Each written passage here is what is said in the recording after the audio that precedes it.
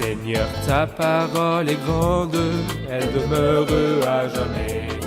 Ta parole est infaillible, rien ne peut la supprimer.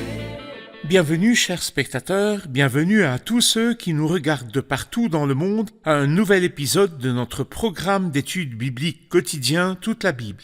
Nous étudions toujours les livres de l'Ancien Testament, spécifiquement le livre des Proverbes, le livre de la sagesse et de l'instruction. Nous sommes arrivés au chapitre 24. C'est la fin de la section liée au livre de Salomon, les livres que Salomon a écrits et rassemblés.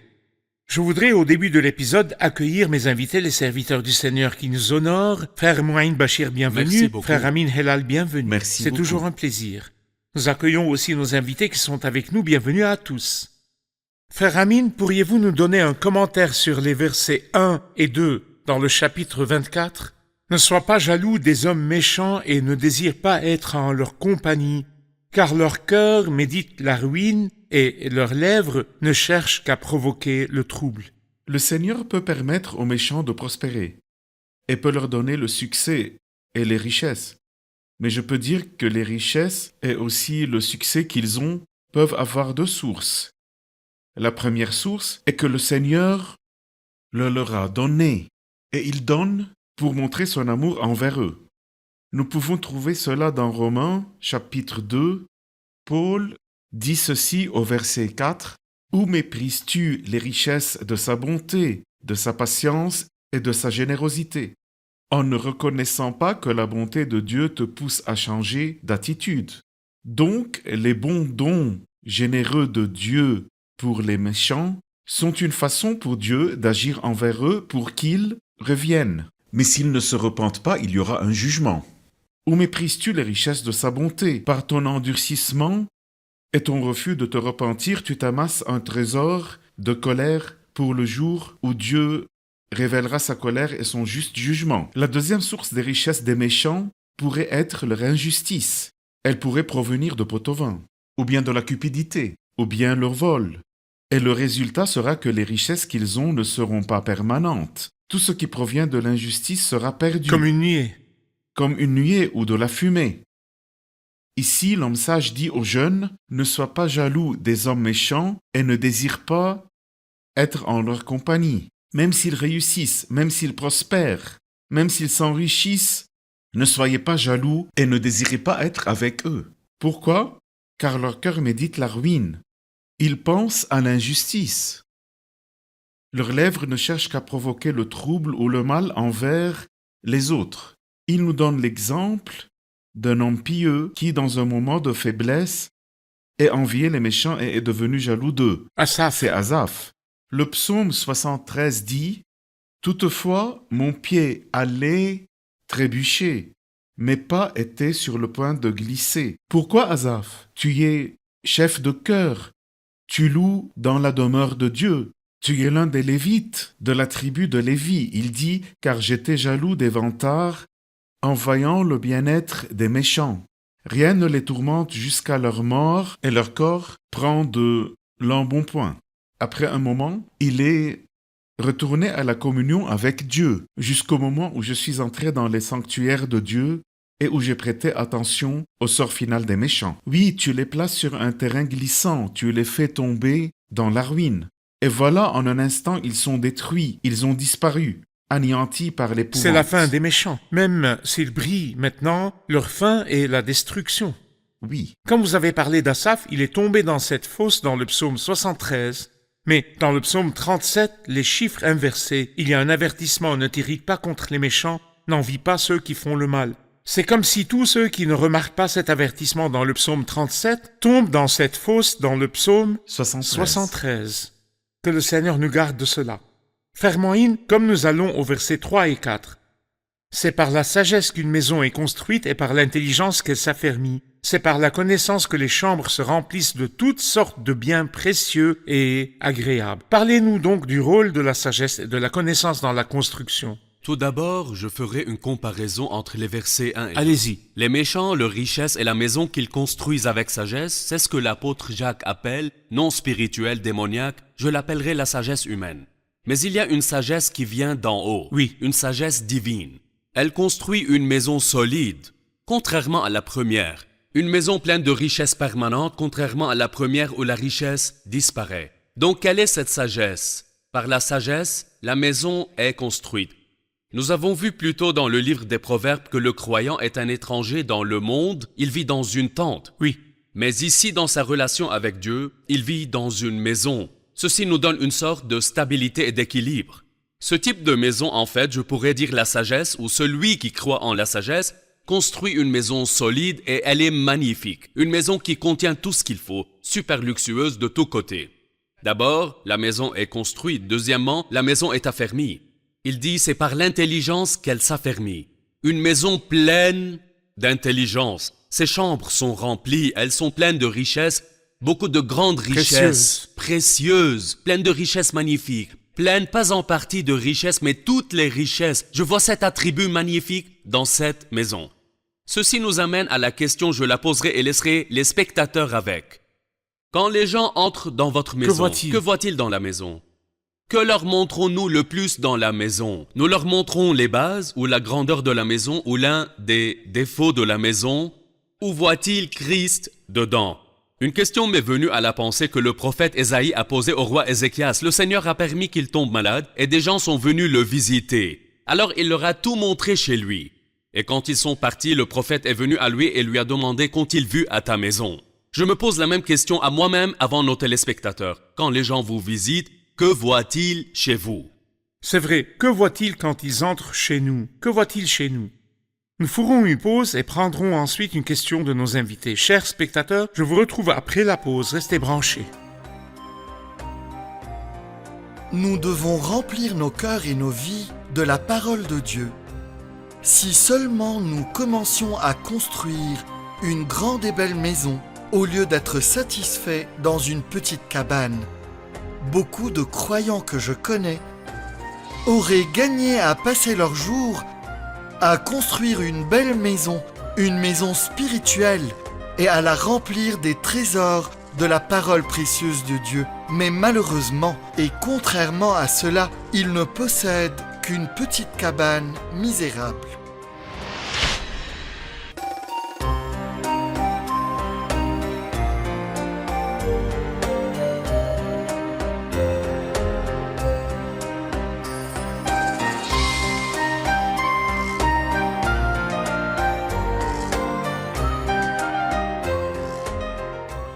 Nous sommes de retour, chers spectateurs, pour prendre une question de nos invités.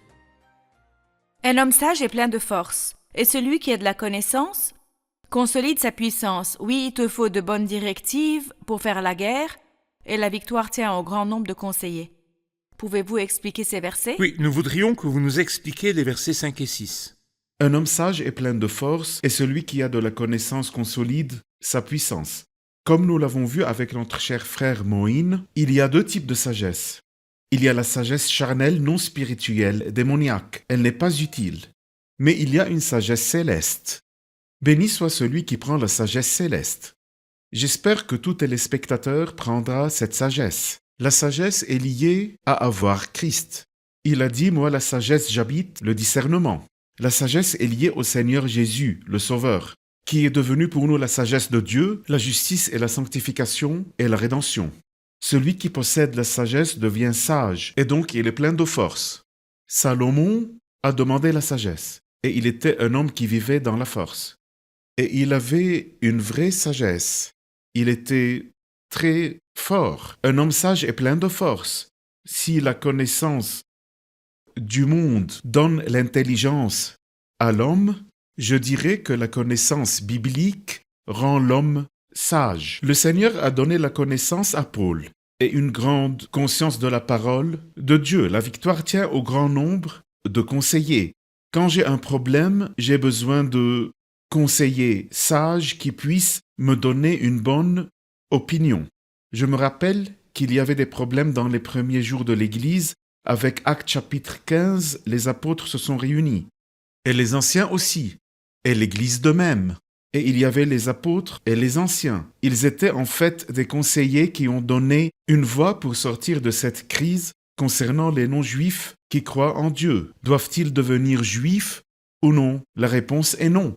Mais ils doivent aussi s'éloigner de l'immoralité sexuelle, le sang et ce qui a été sacrifié aux idoles. Quand il dit oui, il te faut de bonnes directives pour faire la guerre et la victoire tient au grand nombre de conseillers. Nous savons qu'il parle ici de tous les rois qui entrent dans une guerre. Ils doivent avoir une direction sage et des conseillers. Mais si vous voulez appliquer cela spirituellement, est-ce que le croyant a des guerres? Y a-t-il des guerres auxquelles le croyant fait face? Et est-ce qu'il y a des ennemis? Et qui sont les ennemis du croyant? Sont-ils humains ou non?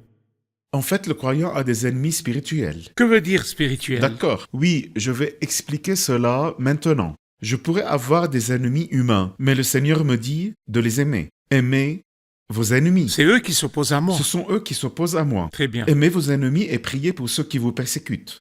Mais si ton ennemi a faim, donne-lui à manger. S'il a soif, donne-lui à boire. Car en agissant ainsi, tu amasseras des charbons ardents sur sa tête. Ne te laisse pas vaincre par le mal, mais sois vainqueur du mal par le bien. Mais les ennemis spirituels, le diable est un ennemi. Le monde est un ennemi. Vous voulez dire le système du monde? Le ou système les gens? du monde, pas les gens, non. Le système de ce monde que Satan contrôle. Il contient 3 choses, l'avidité des yeux, l'avidité du corps et l'orgueil dans la vie. Le 3e ennemi est la chair répréhensible en nous. Je ne veux pas signifier la chair et le sang, mais la nature corrompue en nous et ses instincts impurs. C'est vrai. Donc le diable est un ennemi, le système du monde est un ennemi, n'aimez pas le monde ni ce qui est dans le monde. Résistez au diable et il fuira loin de vous. Par l'esprit, vous faites mourir les manières d'agir du corps. Mais le croyant chrétien n'est pas en guerre avec d'autres personnes sur terre. Pas du tout. Les ennemis sont spirituels et la guerre est spirituelle. Très bien. Et les armes sont spirituelles. Très bien. Les armes de Dieu qui sont la parole de Dieu. Car le croyant ne porte pas d'armes, le croyant n'est un ennemi pour personne, le croyant n'entre pas dans des guerres ou des conflits avec quiconque, mais les guerres sont des guerres spirituelles contre les forces spirituelles du mal dans les lieux Très bien. célestes. Notre guerre n'est pas contre le sang et la chair. Elle n'est pas contre l'homme. Pas contre l'homme, mais contre les principautés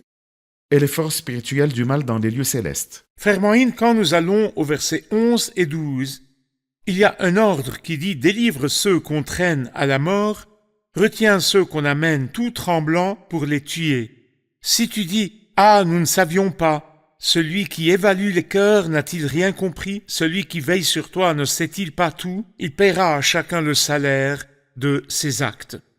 Ces paroles-là, à qui les dit et à qui parle-t-il? Le Seigneur parle ici aux croyants. Il leur dit, vous voyez qu'il y a des personnes qui vont à l'abattoir et à la mort. Vous les voyez tirés par le péché et le méchant, le diable. Il les amène à la mort. La mission du croyant, et cela nous explique pourquoi le Seigneur nous a laissés sur terre en tant que croyants.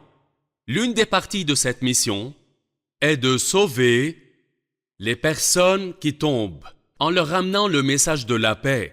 On dit dans une comparaison qu'historiquement, au temps où ceci a été écrit, quand quelqu'un était condamné à mort, il le prenait dans les rues et déclarait « Si quelqu'un a une preuve qui montrerait que cet homme est innocent ou qui pourrait diminuer sa sentence, il doit dire ce qu'il a à dire. S'il sait quelque chose, il doit essayer de sauver cet homme de la mort. Si quelqu'un a quelque chose à dire, alors il peut aller chez le juge et l'informer de ce qu'il sait. Nous avons de bonnes nouvelles. Nous pouvons sauver ceux qui sont menés à la mort et la destruction. Combien sont dans nos familles, dans nos maisons, nos voisins, dans nos pays? Les mener à la mort et l'abattoir, c'est notre responsabilité de leur donner le message. Je lirai donc un passage d'Ézéchiel 33. Il compare le croyant à une sentinelle avec une trompette qui peut donner l'alerte pour les gens quand le danger approche. Il marche dans la voie du mal. Vous sonnez la trompette, vous l'alertez, vous l'avertissez. S'il écoute, c'est bien.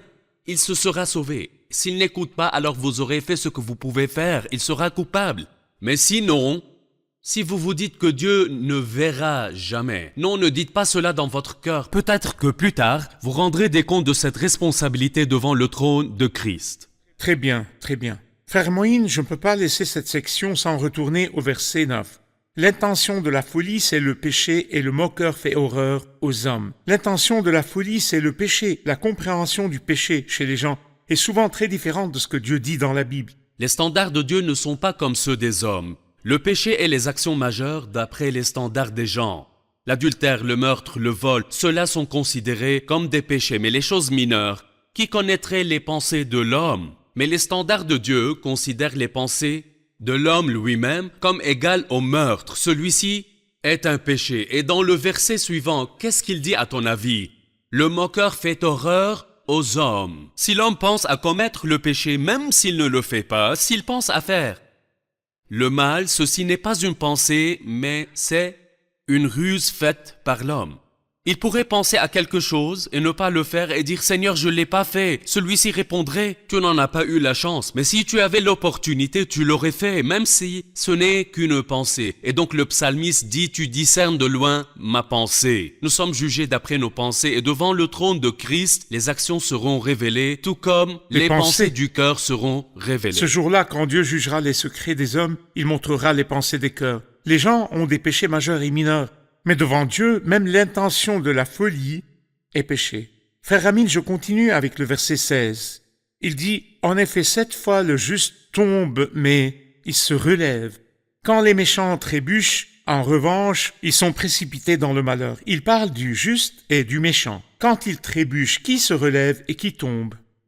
Quand il nous dit que le juste tombe 7 fois, pourquoi dit-il 7? Car le chiffre 7 représente la perfection. Il veut dire que quand le juste tombe plusieurs fois, et même s'il tombe au plus bas, que fait le Seigneur? Il le relève. Mais le méchant tombe et se précipite dans le malheur. Je prendrai un exemple du Nouveau Testament concernant le juste et le méchant. L'apôtre Pierre et Judas Iscariote.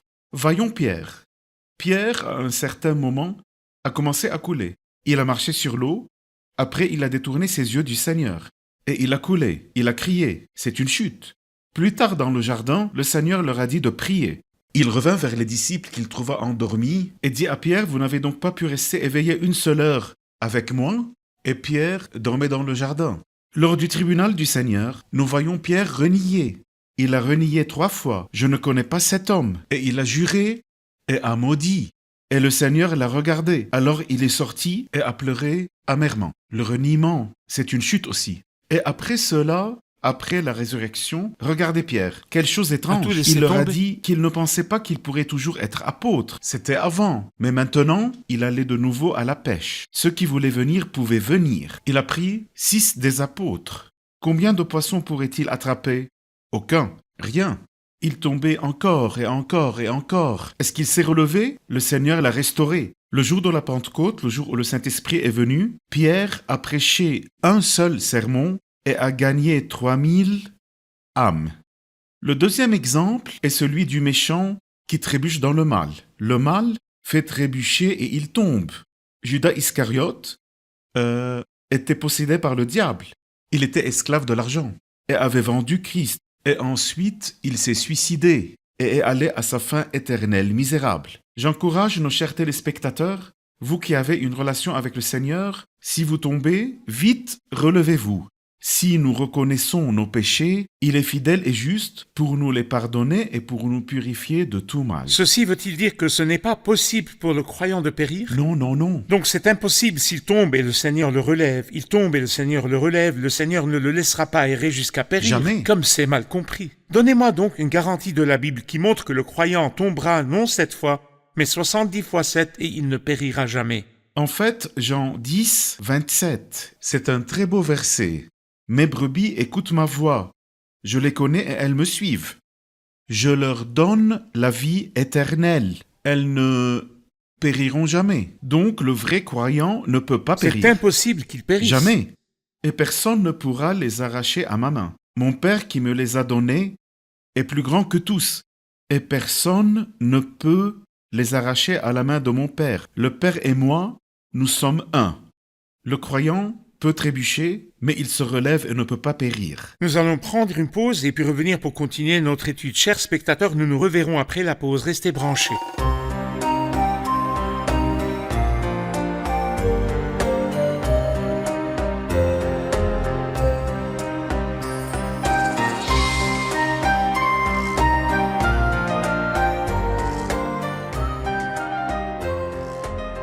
Nous sommes de retour, chers spectateurs, et nous continuerons notre étude dans le chapitre 24 du livre des Proverbes. Frère Moïse, verset 17, ne te réjouis pas lorsque ton ennemi tombe et que ton cœur ne soit pas dans l'allégresse quand il trébuche. Ce n'est pas juste quand le juste tombe que le Seigneur le relèvera. Il dit ici que quand votre ennemi tombe, vous ne devez pas vous réjouir. Pourquoi? Eh bien, il a dit que même l'ennemi, comme nous l'avons vu avant, c'est lui qui s'oppose à nous. Nous ne sommes pas dans une position d'inimitié avec les gens. Mais si nous le voyons trébucher, nous ne nous réjouissons pas et nous ne ricanons pas.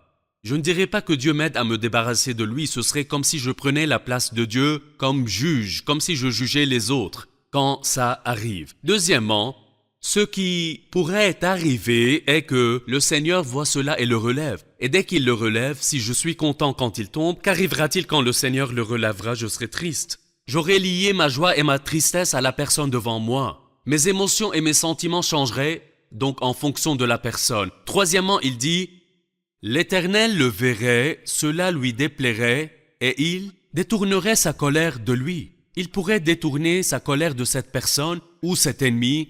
Quand je me réjouis de sa chute, il se retourne contre moi. Je ne me réjouis pas de la douleur des autres. C'est comme s'il nous disait, pour le dire simplement, de ne pas ricaner quand nous voyons nos ennemis tomber. Nous voyons des personnes autour de nous qui, si quelqu'un est différent d'eux dans la foi, la pensée ou la religion, quand cette personne fait face à des problèmes, cette personne ricane. Elle ricane parce qu'une calamité est arrivée à la maison de son voisin. Son voisin pourrait avoir une religion différente, mais ici il dit, ne te réjouis pas ni quand un ami est dans la détresse, ni quand un ennemi l'est. La grâce m'enseigne, si je peux le faire, à aller aider. Très bien, très bien. Je suis sûr que nos invités ont une question pour cette section. Le verset 21 dit « Mon fils craint l'Éternel et le roi. Ne fréquente pas les hommes remuants. » Qui sont donc les hommes remuants? Oui, qui sont donc les hommes remuants que nous ne devons pas fréquenter? Ce sont ceux qui n'ont pas de principe permanent, pas de parole stable non plus. Ils n'ont pas une attitude dans laquelle nous pouvons voir le côté positif dans leur vie.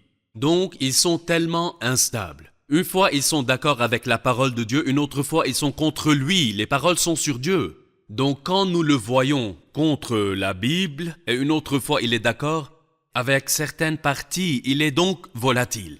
Il change et je ne dois pas être d'accord, ni approuver, ni être avec lui. Sa nature est changeante. Elle n'a pas de principe fixe. Elle pourrait être d'accord avec moi aujourd'hui, mais pas demain. Il peut dire aujourd'hui que frère Amine est bon, donc je suis d'accord avec lui. Et le jour suivant, il change d'avis, et si je vais avec lui, je me retrouve dans des problèmes. Donc ne fréquentez pas les hommes remuants, ceux qui ont des tempéraments changeants et des règles changeantes. Très Le bien. verset suivant dit « Car leur ruine surviendra soudain ». Cela veut dire qu'il y aura une catastrophe Très bien. qui viendra sur eux à cause de leur changement parce qu'ils ne D'accord. gardent pas le même principe. Très bien. Ceci nous amène au verset 23 et je poserai une question. Voici encore ce qui vient des sages. Il n'est pas bien d'être partial dans un jugement. Il parle de la partialité dans le jugement spécifiquement. Quel est le danger de la partialité? La partialité dans le jugement signifie que le juge, quand il juge, ne juge pas d'après la justice. À cause de la partialité, il distingue entre les riches et les pauvres. Il distingue entre qui a l'autorité et qui ne l'a pas.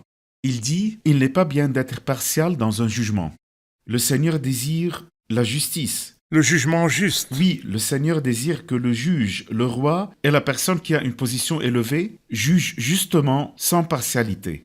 Le Seigneur est impartial. Le Seigneur est impartial Il nous dans son enseigne cette jugement. leçon. Mais qu'arrive-t-il s'il y a l'injustice dans le jugement? Je veux dire, nous voyons toujours dans la cour, la justice est comme, disons, une femme Aux yeux bandés. C'est comme si elle voulait dire qu'elle ne distingue pas entre le riche et le pauvre. Mais parfois, au lieu de la justice, il y a l'injustice. Qu'arrive-t-il si je fais face à une injustice et personne ne me donne mon droit? Que devrais-je faire? Ecclésiaste chapitre 5 verset 7.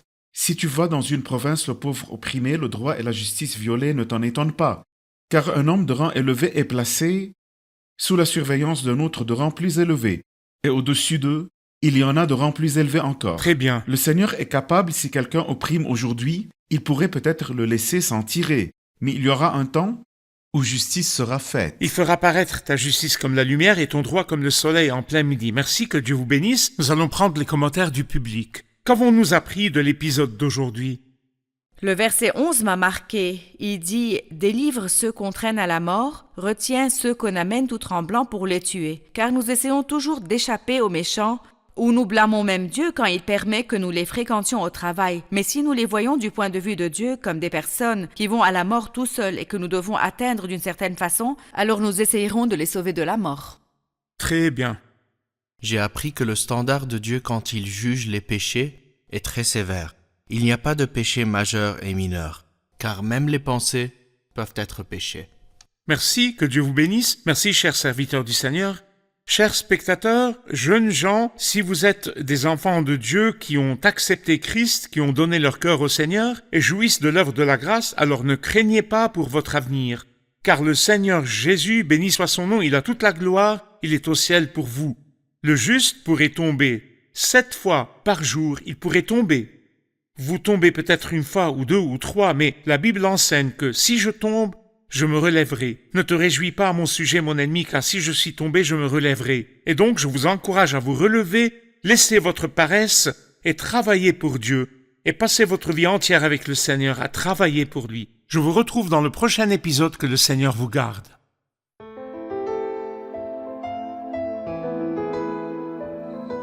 Seigneur, ta parole est grande, elle demeure à jamais. Ta parole est infaillible, rien ne peut la supprimer.